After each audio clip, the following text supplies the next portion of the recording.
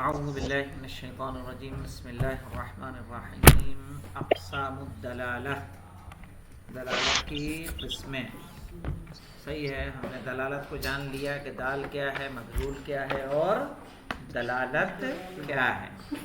کہہ رہے ہیں لا شک ان انتقال الذہن نہ لا شک ان انتقال الذہن من شیء الى شیء لا یکون بلا سبب. کریں اس میں کوئی شک نہیں ہے کہ ذہن کا منتقل ہونا ایک شے سے دوسری شے پر بنا کسی سبب کے نہیں ہوتا. انسان ایک جگہ سے دوسری جگہ جب منتقل ہوتا ہے ذہن اس کا تو کیوں ہوتا ہے؟ کسی سبب سے, ہے کہ نہیں؟ آپ اگر کہیں گہری سوچ میں ہو, اس سوچ سے ابھرنے کے لیے کچھ ایک جھٹکا, کوئی فکر میں تبدیلی چاہیے کہ نہیں چاہیے, تاکہ آپ دوسری جانب جائیں. کہہ رہے ہیں وہ بنا سبب نہیں ہوگا. وَلَيْسَ السَّبَبُ إِلَّا رُسُوخُ الْعِلَاقَةِ بَيْنَ الشَّيْئَيْنِ فِي الذِّهْنِ. اور یہ سبب کیا ہے مولانا؟ کون سی چیز سبب بن رہی ہے کہ آپ ایک شے سے یعنی دروازے کی کھٹکھٹاہٹ سے کسی شے کے, کسی انسان کے خارج میں موجود ہونے کی طرف منتقل ہو جا رہے ہیں؟ کہہ رہے ہیں وَلَيْسَ السَّبَبُ, اس کا کوئی سبب نہیں ہے سوائے اس کے کہ رسوخ العلاقۃ بین الشیئین فی الذہن, کہ ذہن میں دونوں اشیاء کے درمیان جو گہرا علاقہ پایا جاتا ہے. صحیح ہے, رسوخ کہتے ہیں رابطے کو, گہرے رابطے کو. رسوخ العلاقۃ بین الشیئین, دو چیزوں کے درمیان گہرا علاقہ جو ذہن کے اندر ہمارے موجود ہے. وَهَذِهِ الْعِلَاقَةُ الذِّهْنِيَّةُ أَيْضًا لَهَا سَبَب, اور جو ذہن میں ہمارے دو شے کے درمیان ایک رابطہ پیدا ہوا ہے گہرا, اس کا بھی ایک کیا ہے؟ سبب ہے. کہ بنا سبب کے ہو گیا ہے, سبب ہے. وَسَبَبُهَا الْعِلْمُ بِالْمُلَازِمَةِ بَيْنَ الشَّيْئَيْنِ خارج الذہن. صحیح ہے, اور وہ سبب کیا ہے؟ العلم بالملازمہ, کہ جب دو چیزوں میں کیا ہو؟ ملازمہ پایا جا رہا ہو. جیسے دھواں اور آگ لازم و ملزوم ہے یا نہیں ہے؟ وَسَبَبُهَا الْعِلْمُ بِالْمُلَازِمَةِ, اس کا سبب کیا ہے؟ ملازمے کا علم ہونا. بین الشیئین, دو چیزوں کے درمیان خارج الذہن, ذہن کے خارج. وَلِاخْتِلَافِ هَذِهِ الْمُلَازِمَةِ, صحیح ہے, وَلِاخْتِلَافِ هَذِهِ الْمُلَازِمَةِ مِنْ كَوْنِهَا ذَاتِيَّةً أَوْ طَبِعِيَّةً أَوْ بِوَضْعٍ وَاضِعٍ وَجَعْلٍ جَاعِلٍ قَسَّمُوا الدَّلَالَةَ إِلَى أَقْسَامٍ ثَلَاثَةٍ. وَلِاخْتِلَافِ هَذِهِ الْمُلَازِمَةِ, اور چونکہ جو خارج میں ملازمہ پایا جاتا ہے وہ ملازمہ کیا ہے؟ مختلف ہوتا ہے. وَلِاخْتِلَافِ هَذِهِ الْمُلَازِمَةِ, اور اس ملازمے کے مختلف ہونے کے سبب من کونہا ذاتیہ, کہ وہ ملازمہ کیا ہو؟ ذاتی ہو. جیسے ذاتی کا مطلب ہے حرارت اور آگ, یہ ملازمہ ذاتی ہے کہ خارجی یا عارضی ہے؟ ذاتی ہے نا, اس کا اپنا ہے. او طبیعی, بخار اور بدن کی گرماہٹ یہ کیا ہے؟ طبیعی ہے, لازم و ملزوم ہے. نبض کا تیز ہونا طبیعی ہے کہ کسی کے بنانے سے ہے؟ طبیعی ہے. او بوضع واضع, یا کسی کے بنانے سے ہوئی ہو. مولانا ریڈ لائٹ ہوتے ہی ٹریفک رک جاتا ہے, یہ کیا ہے؟ بنانے سے ہے نا, کسی نے وضع کیا ہے. وَجَعَلٍ جَاعِلٍ, اور یا کسی نے اس کو کیا کیا؟ بنایا ہے. جعل کرنا اور وضع کرنا ایک ہی بات ہے.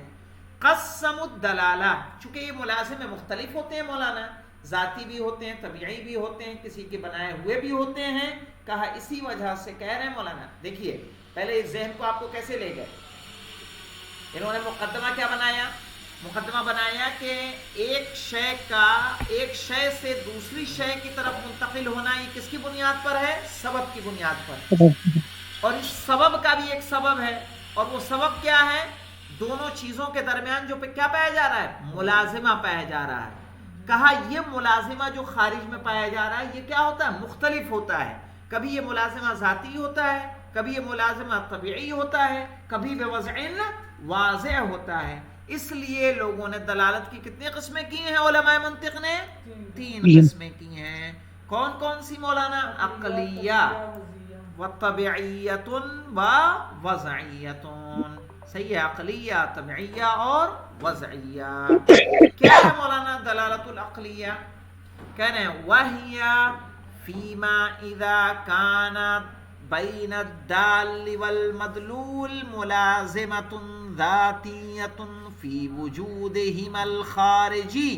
کہہ رہے ہیں وہ تب ہوگا، دلالت عقلی کب ہوگا؟ وَهِيَ فِيمَا إِذَا كَانَ، اور وہ جب ایسا ہو کہ بین الدال والمدلول، کے دال اور مدلول کے درمیان ملازمۃ ذاتیۃ، ذاتی ملازمہ ہو، فی وجودہما الخارجی، ان کے خارجی وجود میں، کالاثر والمؤثر، جیسے اثر و مؤثر، یعنی اثر کرنے والا جو اس کے نتیجے میں اثر ظاہر ہوتا ہے. فَإِذَا عَلِمَ الْإِنسَانُ، تو اگر انسان جان لے، مثلا کیا جان لے؟ أَنَّ ضَوْءَ الصَّبَاحِ أَثَرٌ لِطُلُوعِ قُرْصِ الشَّمْسِ، کہ ضوء الصباح، کہ سورج کی، ارے صبح کی روشنی، صحیح ہے، یہ اثر ہے سورج کے طلوع ہونے کا. وَرَأَ الضَّوْءَ عَلَى الْجِدَارِ، اور اس نے سورج کو نہیں دیکھا، کس کو دیکھا؟ اس نے روشنی کو دیکھا، کس پر؟ دیوار پر. يَنْتَقِلُ ذِهْنُهُ إِلَى طُلُوعِ الشَّمْسِ، تو اس کا ذہن منتقل ہو جائے گا کدھر؟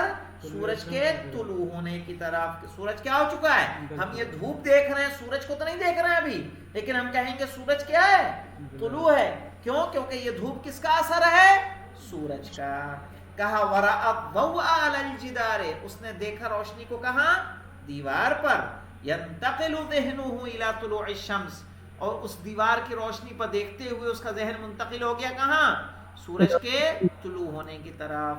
کہہ رہے ہیں قطعاً، یعنی یقیناً، فَيَكُونُ ضَوْءُ الصَّبَاحِ دَالًا عَلَى الشَّمْسِ دَلَالَةً عَقْلِيَّةً، تو اس طرح سے صبح کی روشنی دال ہوگی سورج پر، اور یہ دلالت کون سی ہوگی؟ عقلی دلالت ہوگی. وَمِثْلُهُ إِذَا سَمِعْنَا، اسی طرح سے جب ہم سنیں صوت متکلم، کسی بولنے والے کی آواز، من وراء جدار، دیوار کے پیچھے سے، فَعَلِمْنَا بِوُجُودِ مُتَكَلِّمٍ مَّا، اور ہم نے جان لیا کہ کوئی نہ کوئی وہاں بولنے والا موجود ہے. یہ بھی کیا ہوگا؟ دلالت عقلی. اچھا یہ سمجھ میں آ رہا مولانا انہوں نے دو مثالیں کیوں دی ہیں؟ خلاصۃ المنطق میں آپ نے پڑھا تھا کہ نہیں، لفظی اور غیر لفظی. تو یہاں انہوں نے ایک مثال لفظی کی دے دی اور ایک مثال غیر لفظی کی دے دی.